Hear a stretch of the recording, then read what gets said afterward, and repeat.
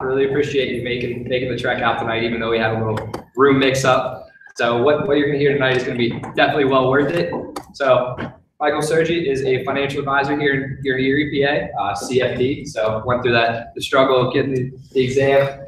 So for all you that know, Penn State Barron actually is one of what is it, 250 schools in the country that is a CFP registered program. So by being a part of the Penn State Barron Finance Program, you have the ability to sit for the CFP exam. So it's a great accreditation that you get. It's a lot of hard work, but Mr. Sergi put the time in, and he's doing very well for himself now because of it. So today he's going to speak with us a little bit about his experience, maybe the value of the CFP, and kind of give us some wisdom as we get ready to go throughout the spring semester, and maybe even some of us depart into our careers. So without further ado, Mr. Sergi, thank you very much for joining us. Good afternoon. They asked me to come up and talk to you and tell you a little bit of my life story. Try not to keep it boring, so getting to the meat of things, probably 20 minutes maybe. And then I want to really just open it up to your questions, and hopefully you'll leave here with a couple pointers, a couple ideas. But I grew up here in Erie. I went to McDowell High School and then off to Duquesne University School of Pharmacy.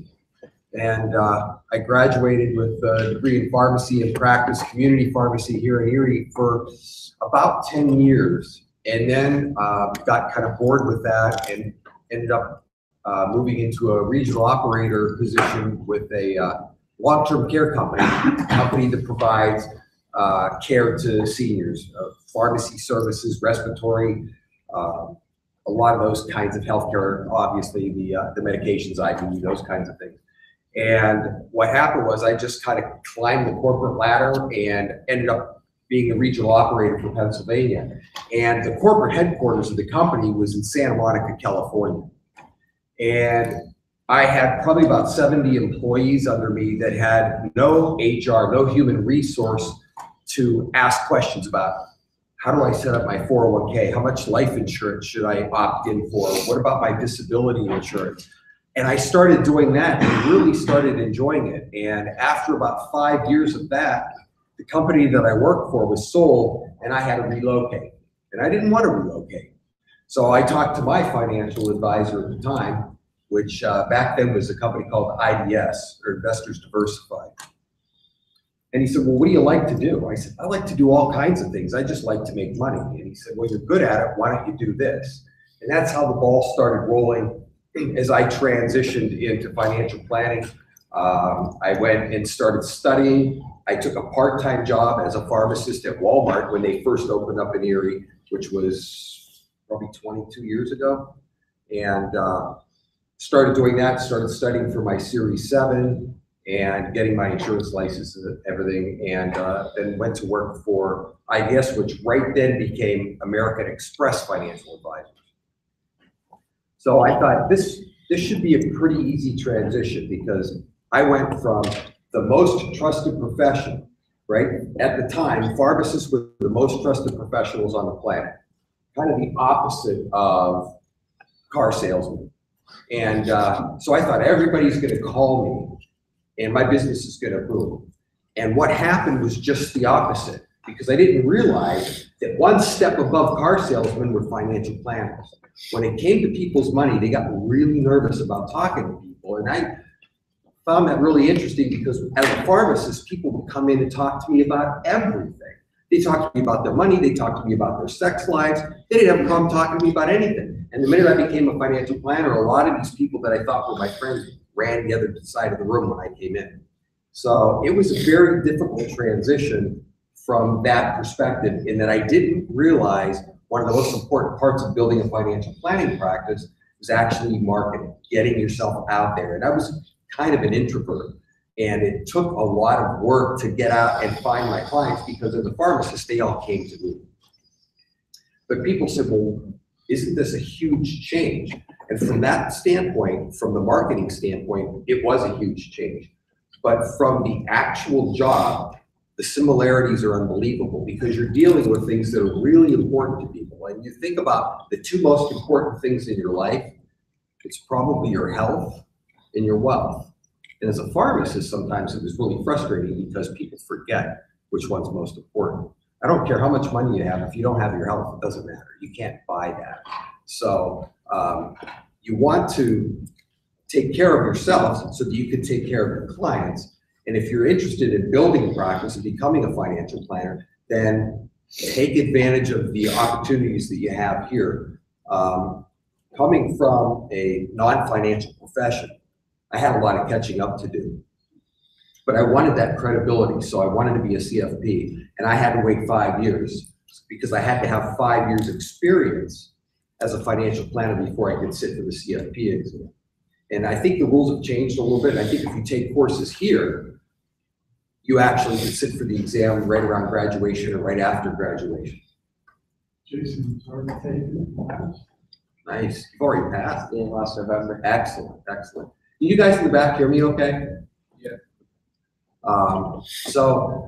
And the reason I did that, it wasn't just for the education. The education's important, but I wanted the marks to distinguish myself because at the time, and we're kind of through the transition, but everybody out there was calling themselves financial planners. Stockbrokers, all of a sudden, were financial planners. Insurance agents were financial planners. And I wanted to be a real financial planner. I wanted to sit down and be the financial steward for the families that I was servicing. I wanted to look at the whole picture and really focus on the advice side and not the product side of the business. So after about 2.5 years in the business, then I started studying so that by year 5, I could sit for the CFP. Excuse me for a second. I was fortunate when I got started with, it was at the time American Express Financial Advisors. They spun us off into an independent company, which is Ameriprise Financial Services. Now we are the largest independent financial planning company in the country. We have what we call an independent franchise. So it's kind of like if you own a McDonald's. We have the Ameriprise sign. They support us with advertising and the compliance, the due diligence side of things. But we run our practice the way that we would like to run our practice. As long as we at least maintain their standards, follow their compliance rules, we're free to run our practices any way we'd like. And early on in my practice, I met a young man who had just started about the same time as me, much younger. He's 15 years younger than me at the time, graduated from Gannon with a degree in accounting. And we hit it off really well. And one of the things that we found out was that we had the same philosophy about caring for people. And that was 21 years ago. We've been partners ever since. We actually merged with another financial planning partnership of 4 guys and formed a financial planning practice of 6.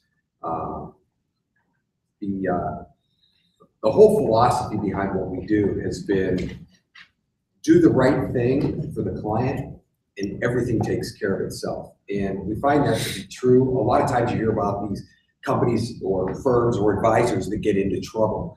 And it's unfortunate, but a lot of times the companies that you might represent or that you sell for will incentivize you to sell certain products. And you've got to really watch that. It's a trap. Do what's right for the client. If it's the right product, fine. If it's not, products are just tools. You set them on the shelf and you go to them when you need them. The first thing you want to do is you want to sit down and you want to get to know your clients. You want to listen to them.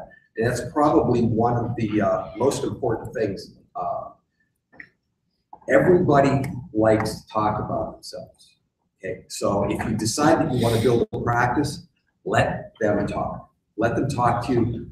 Ask a lot of open questions. Get a feel for the dynamics of their personal situation, of their family. And what you'll find out is that the only thing that really matters in this business is trust. If they trust you and you're looking out for their best interest, you don't need to know everything. And one of the traps that young advisors seem to get into is they want the clients to know how smart they are. So they start talking about standard deviation and alpha and beta and all these things, and their heads are spinning and they kind of like you, but there's not a connection. That's okay. I mean, keep it simple, get to know them, and then be honest. If you're trying to solve a problem and you don't have the answer, it's okay. I had an excuse, I have 5 partners. If I didn't have the answer, I could get it. And I also have a very large company behind me. So don't be afraid to say, I don't know, but I'll find out. So that's kind of the path that I've been on. I've been doing this for 21 years. We lost a partner back in December, died a little early. He was working into transitioning his practice. He was looking to retire. And we have a succession plan in our firm so that when you decide that you want to retire, you've got to give your partners a 5-year notice. So over that 5-year time frame, you're introducing your clients to other advisors that you would think would be a good fit. And if they don't necessarily click, hey, we've got 4 other partners that we could introduce you to. So you retain the clients, you retain the assets, you retain your income. And we're primarily a fee-based operation. So you want to make sure that that client relationship is a long-term relationship. What kind of questions can I answer? That's pretty much, the path that I took. Do you have any questions about the practice itself? What we do? Yeah. So whenever you were first transitioning into the financial planning, what ways did you help yourself get acquainted? Were there certain places that you read, or certain people you looked to as mentors? How exactly did you help get the feel for the business the best? Yeah, the question was, how did I get the feel for the business? What kind of mentoring did I have, and so forth? We had a program at Ameriprise where the vice president of the company would come in once a week and basically look at the leads. So when you first get into the business, you make a big list of everybody that you know. Who can you call? Who can you introduce your services to? And at the beginning, it's really a numbers game. And the numbers different for everybody, but what you have to do is you have to go out there and ask people for their business and to sit down and talk to them. And you have to have a thick skin because everybody has their own number, and it might be that you have to talk to 10 people to get one person to say yes. You might have to talk to 20. You might be lucky and only have to talk to 5. But what you'll find out is you'll attract people that are like you, that have similar interests and similar personalities. So it's interesting in our practice too. My partner, I don't know if any of you know him, his name's David Toffel. He's a bit younger than me. He has very different interests than I do, and he tends to be more conservative. And his clients tend to be more conservative. He's really into sports. I'm really into music, politics, stuff like that. And it's interesting that, they say, never talk politics with your clients, and that's what my clients talk about, because we just seem to have that kind of interest. So you'll develop your own practice with the kind of people that are like you, that you click with. Other ideas as far as mentoring, besides creating your list and your contacts, there's an absolutely phenomenal resource. I would recommend it to everybody. It's not free, but his name is Nick Murray. Anybody here ever heard of Nick Murray? He has he's basically a financial advisor for financial advisors. And he wrote a book for clients. And I would highly recommend that you read it. It's really simple. You get through it in 2 nights. It's called Simple Wealth, Inevitable Wealth. And basically he sits there and talks to a client about why they need a financial advisor. And he's biased. He's been in the business 50 years. But he talks about his biases. His number one bias is that you should have a financial advisor. He talks about how we're wired as human beings. We're wired for fight or flight, right? If something's wrong, we got to fix it. If we see a problem, we've got to move. And a lot of times that's the worst thing you can do. As you know, with investments, if you bought something and you bought it a little too soon, or you bought it at the top of a market bubble and it crashes, a lot of times people are second guessing themselves. Did I make a mistake? Now, your timing might not have been great, but if it's a great investment, it's still a great investment, but now it's on sale, right? You buy everything else on sale. You buy your refrigerators, your cars, everything you can on sale, but when your investments go on sale, you get scared the wrong way. So Nick talks about that in very plain English, like he's just sitting there talking to you. He talks about that, and his other bias is mutual funds. Instant diversification, eliminate that risk, and you'll run into that when you're starting out, where people have a particular industry. We, coming from healthcare, there was people that I knew. I have a lot of clients that are in healthcare, nurses, doctors, pharmacists, and they have a bias towards that. So you'll look at the portfolios they come in with, and it's all pharmaceutical companies or medical device companies. And so you have to help them diversify away from that, especially if those assets tend to be rather expensive. Here, we're not seeing as much of it, unfortunately, as we used to, but a lot of people coming in from GE, and everything in their life was dependent on one company. Their salary came from GE, their pensions came from GE, and their savings retirement plan was all invested in GE stock. It is huge, huge danger. So we would talk to people about, the things you already know about, proper diversification. And sometimes you couldn't get through to them, but I don't know if you guys have ever heard of a guy by the name of Zig Ziglar. He was he's kind of a mentor. I don't think he works anymore, but he was a business developer, a motivational speaker. And he said, you can have anything you want in this world if you help enough people. And I've kind of modified that in that you can have anything you want in this world if you help enough people that actually want your help. And you have to know, after you've had those conversations with people, do they really want your help, or do they want free advice? And when you're making that connection, and when you're working with people, when you're interviewing prospects, prospective clients, you're interviewing them as much as they're interviewing you. You want to make sure it's a good fit. And when you first start to practice and you're hungry, they say, well, you know what, if you can fog a mirror, you could be my client. And you'll grow out of that real quick, because you'll find out that a lot of those, the ones that really don't like your help, they just want to pick your brain, and or they've got, I inherited $10,000 and I want you to make me $1 million. It doesn't work that way. So find people that are really serious about creating wealth. The wealth creation process is very simple, but it's not easy. Otherwise, everybody would be very wealthy. Live below your means, right? Save diligently, and behave accordingly. Behave according to your asset allocation. If you're an aggressive investor, you have to stay aggressive, even when it's ugly. If you're conservative, don't get aggressive when everybody else is happy, because you're going to buy it in the top. Other questions? Yes, sir. What is your favorite and your least favorite part of your job?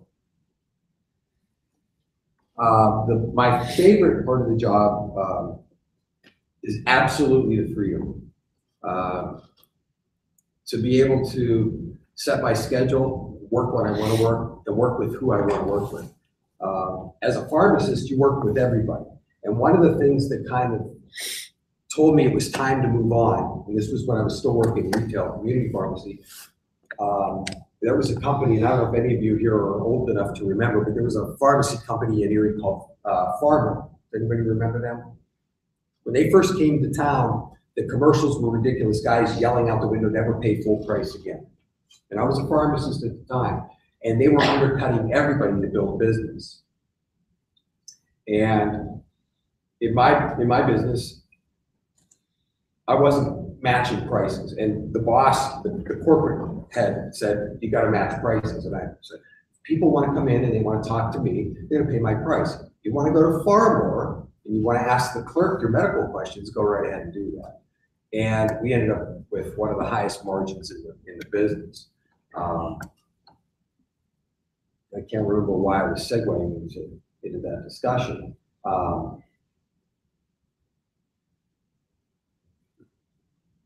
Freedom. Yeah, okay, so it's a long story around this, but one day I was filling a prescription for a gentleman for his high blood pressure medication, and it was 50 cents more than he paid at pharmacy. And he came in yelling and screaming, grinding his cigar into the countertop because our prescription was 50 cents more than pharmacy. And I looked at him and I thought, first of all, I told him that he can't behave that way in the pharmacy. But I'm thinking to myself, no wonder this guy has high blood pressure. You know, take some personal responsibility. And in that case, those are the kind of people that I didn't want to work with. And I swore at one of my clerks, one of my technicians, that, you know, and I stood up to him. And after that, he became a very behaved gentleman coming into the store. But you want to work with people that want to work with you and that you get along with. So freedom is huge. Like I said, when you're interviewing a client, you're interviewing them, they're interviewing you. And I always tell them when we come in, we're going to talk, I want to learn a lot about you. I want you to ask questions about me, and then we'll decide if this is a good fit. And sometimes it's not, and that's okay. What do I like least about the job? There's not too much I don't like. You do have to remain flexible. Like I said, it's great to be able to create your own schedule, but sometimes you have to kind of back off. You know, I scheduled a couple hours free tomorrow afternoon, but the phone rang off the hook today and the schedule's filled. So if it was an important family matter, I have 2 daughters and their schedules are important to me too. I like to be there for their things. I'll block them off in my schedule, and that's it. But if I have open time where I might be doing something personal and the client needs me, I'm going to be there. The thing that I hate the most, it's a necessary evil in the business, and that's compliance. That's all the regulations and things that you have to learn and work with, and it's gotten a lot worse.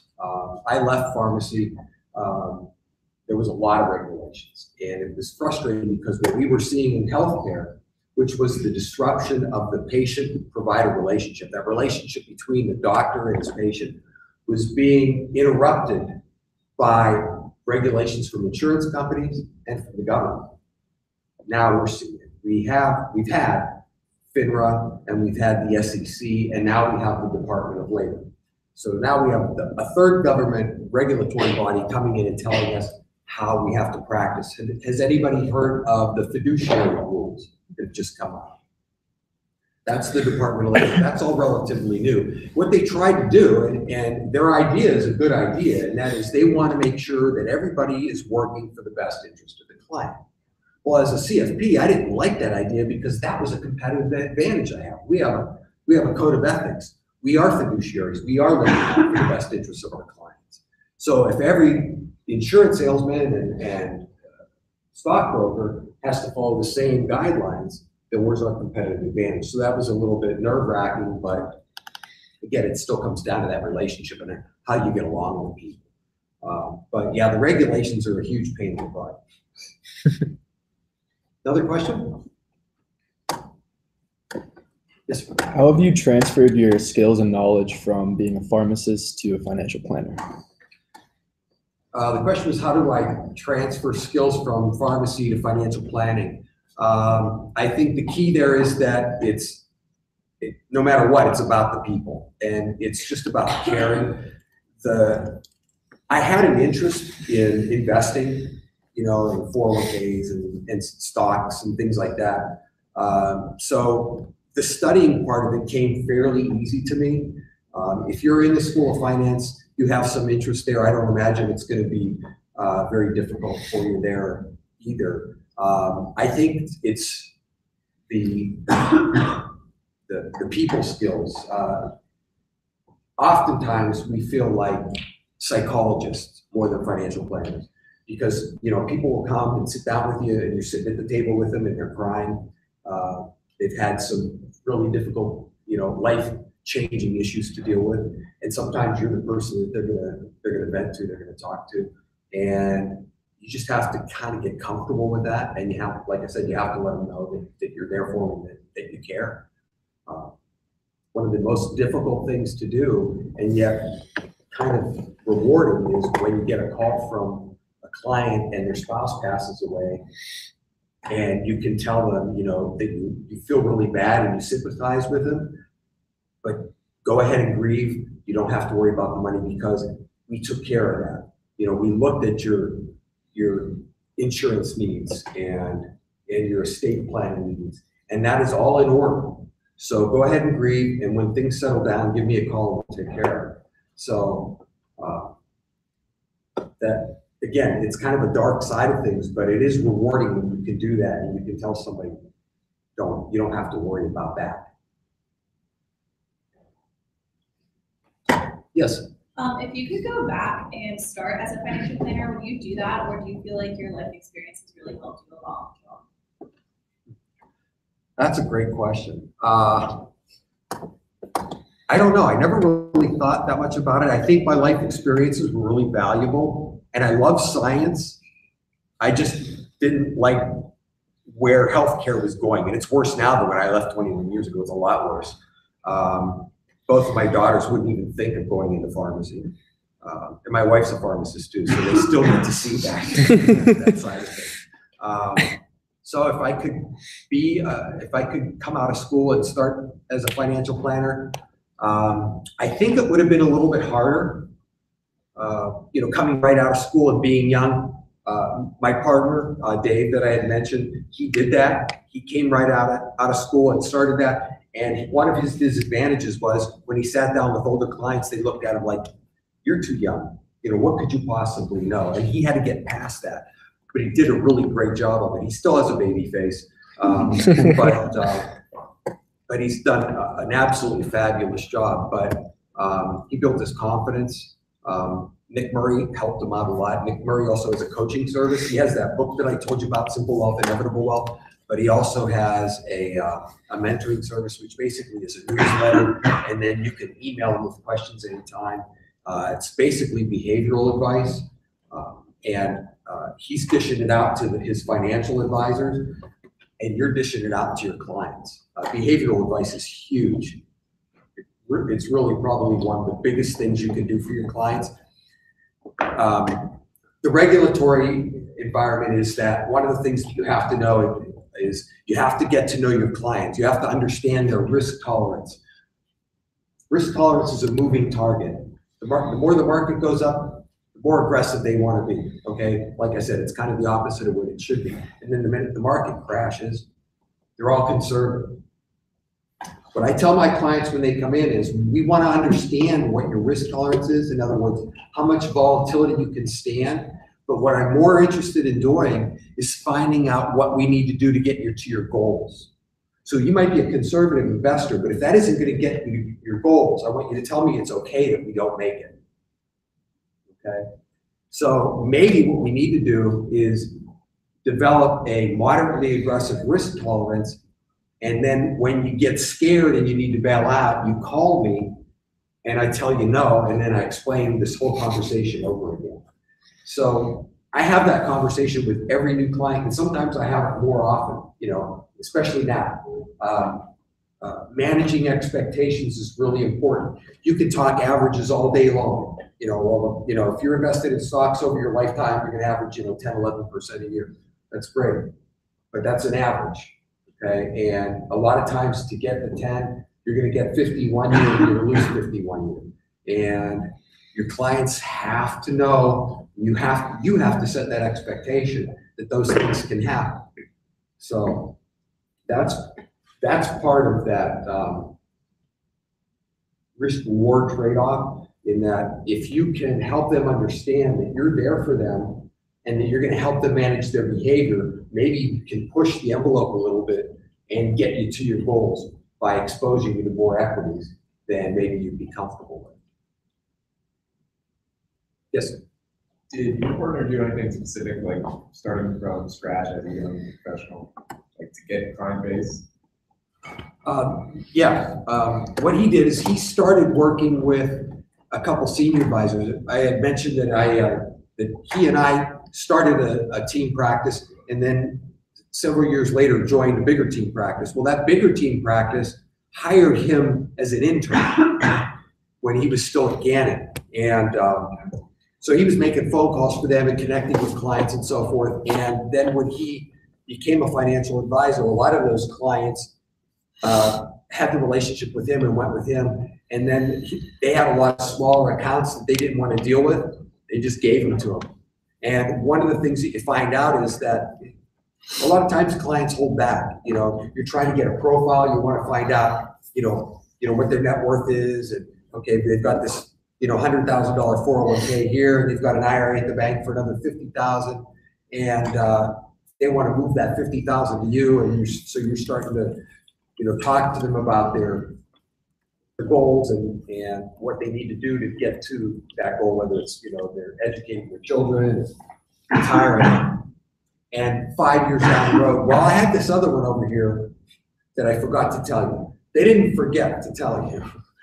They just weren't comfortable yet, and they wanted to make sure they were comfortable with you. Well, when advisors or when clients change advisors, that happens all the time. So when these other clients were given to this younger advisor, the personalities clicked, and all of a sudden all these other things came up that he could help them with that they didn't want to tell their other advisors. So again, you're gonna build a practice with people that are like you, that are comfortable with you. Anything else? Other questions? So when did your partner become a CFP? Early in his career, or? He had just got done with, question was, when did my partner become a CFP? Like I said, we both started at the same time. He graduated about the same time I was coming into the business. So we were coming in at the same time, although he had been doing some intern work. So he knew the computers and he knew the, basically the ropes of the company. So I was always going to him for, that technology advice. And that's how we got to know each other. But because he was struggling to build his practice, he took another year or so, I think, and got his CFP about a year or two after me. So he was probably in the business maybe 6 or 7 years, and I got my CFP right at 5, just because I knew right off the bat I wanted to do that. And then one of the other things that happens, if you want it to happen, is that once you get your CFP, then there's continuing education requirements. And a lot of times those requirements will fulfill criteria for getting other designations. So one of the things that I did when I got my CFP is once I started studying to get my CEs, I started studying for my CRPC, which is Chartered Retirement Planning Counselor. And there's multiple designations. At some point in time, how many designations do you want or do you need? Nick Murray addresses that. It's really interesting in a lot of his writings. He's written several books for financial advisors too. So once you find him, he's a good resource to start looking at. But he says if you have more than 2 designations after your name, then you have prospecting anxiety and you're spending way too much time studying and not enough time building your practice. So he talks a lot. He has another book called The Game of Numbers, which talks about how to overcome the prospecting anxiety and not to take these things personally. Get out there, make the calls, talk to people, let them know what you do, and it'll all happen for you. But everybody's number is different. And there was a gentleman who's passed away now, but he retired probably in his 70s, and that's not uncommon in this business for people to work that long. But I was struggling my first couple of years. I came from making a really good living as a pharmacist to my first year as a financial planner. I actually lost money because you get a stipend and then you're supposed to use that money to build your network and to prospect and to buy leads. Some companies have a lead generation program, and I ended up in the hole my first year. And I thought, oh my gosh! At the time, I went from a job that was paying me $70,000 a year to one where I lost money. And my second year into the business, I was walking around trying to decide whether I was going to stick it out. And I'm really glad I did.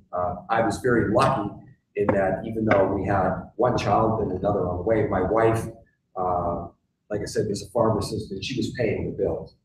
And I kind of didn't have really an idea what I was getting into. I like finance, I like investing, And I like to help people, but I had no idea what the marketing and the prospecting was going to be like, and that was really, really difficult. Now it's not an issue. Now I just answer my phone. If you do a good job for people, they're going to tell other people, and that's the best way to build your practice out. Just take good care of them. Customer service is absolute first. My clients know that I'm going to return their phone calls within 24 hours. Sometimes I return an email even on a weekend. So they have confidence that you're going to be there for them, and that works in miracles. Other questions? What type? Oh, go ahead. Yes.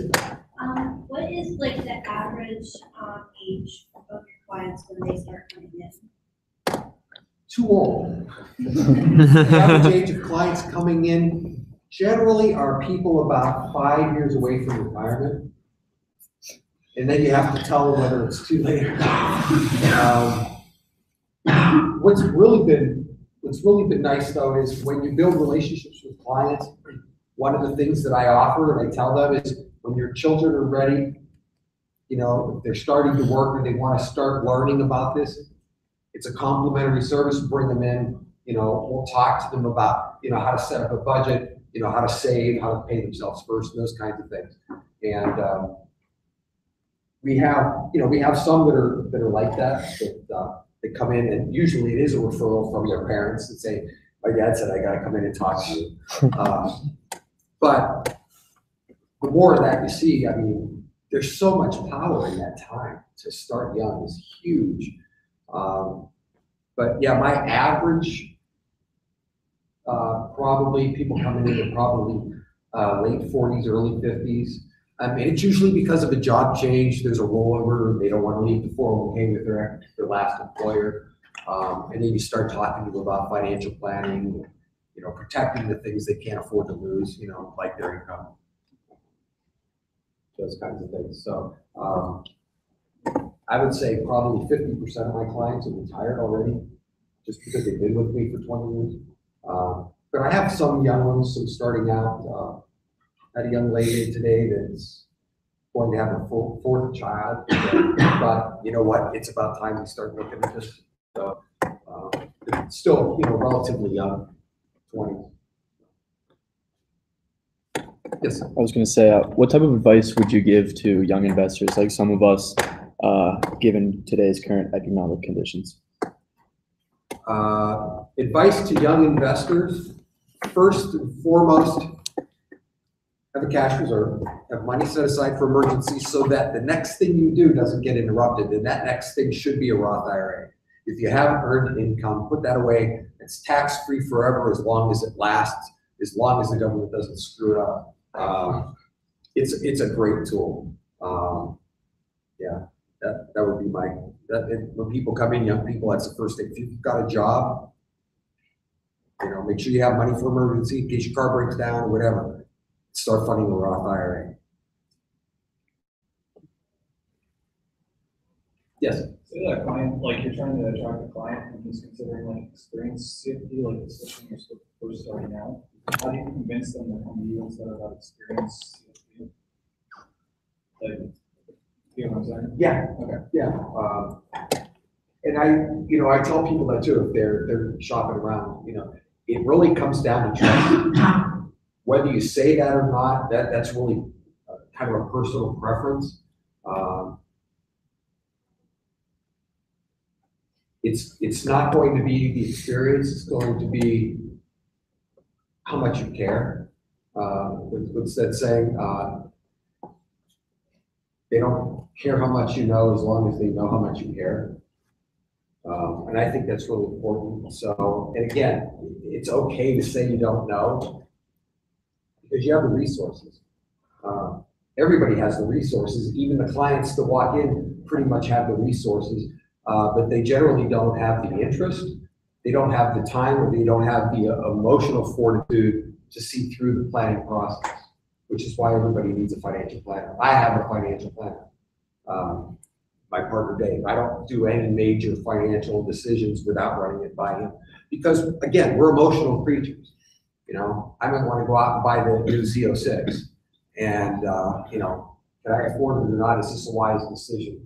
Z06 is a Corvette, we're talking to Lingo, but, you know, and I'm his financial advisor. So we sit down, we write our plans, we run it through each other, you know, and, it's just good to have that, other person to bounce ideas off of, and your clients need that too. So, but yeah, it really comes down to trust.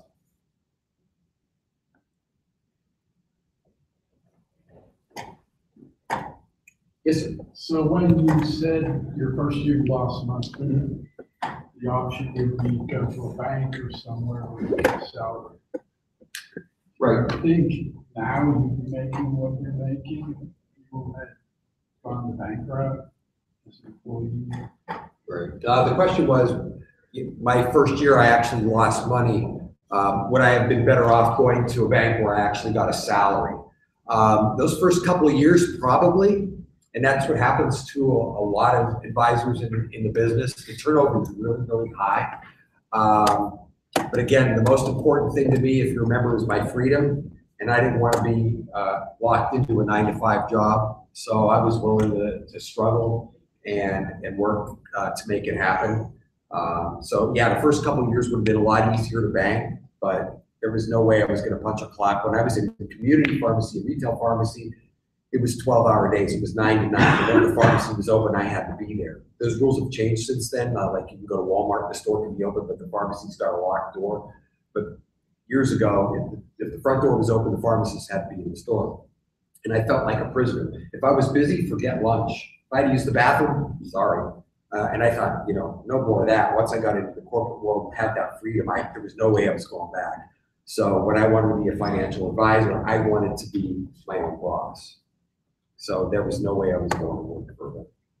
And yeah, I would have made more initially, but I doubt there's very few in the banking business today, unless you're in the State Department of a big New York bank, that you'd be making as much as you can make as an independent financial planner. Does Ameriprise have internships, or do you hire, bring in young planners out of college? Yeah, Ameriprise themselves doesn't have an intern program. It really depends. Like, we're an independent franchise, so if we want to bring an intern in, we can. There's no designated program. We have, matter of fact, what was a graduate from you? TJ Faber? Yeah, TJ Faber came in and interned with us, and then we hired him, and he worked with us for almost a year, and then took a job with Ameriprise out in California. So when, you know, when we're looking to expand, you know, we'll put the feelers out, and yeah, there's a chance, you know, that, you know, we would be looking for an intern from time to time. It's very, you know, it just depends on the, you know, on what happens. So like I said, a month ago, one of our partners passed away, and we had hired a girl from a bank to come in and learn how to be an office administrator and learn how to talk to clients. She loved the business so much that she went and got her licenses. And she'd been in the banking industry for probably 8-10 years. And when this advisor passed away, we asked her, do you want some clients? You know, would you like to service some of these clients? And she said, absolutely. And so now she's a financial advisor. She's, you know, she works with some of the senior advisors in the office. She's still, you know, pretty new at it, but she's very confident in what she does. She's got a great personality. She's very outgoing, and she's building a practice now. So.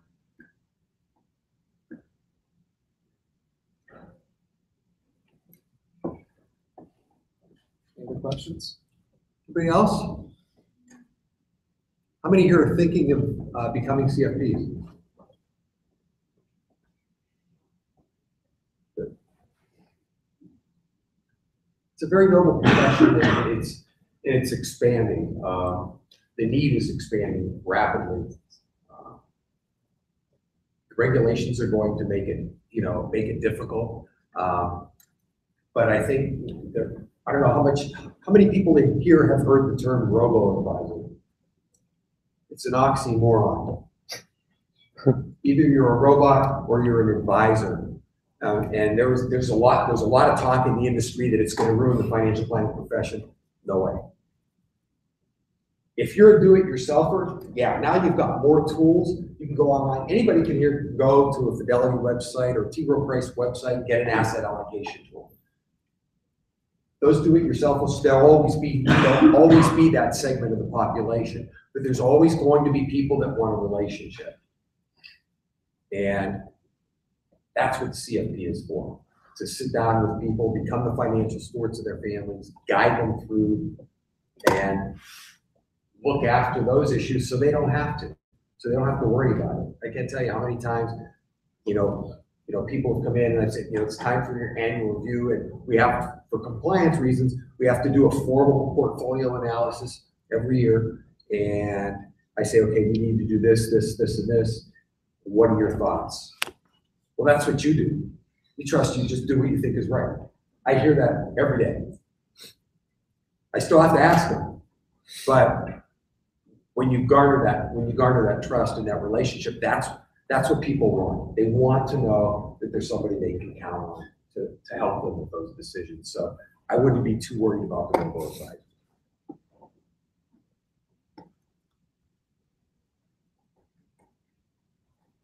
Any other questions? Anybody else? Thank you very much. Really appreciate it. Thank you.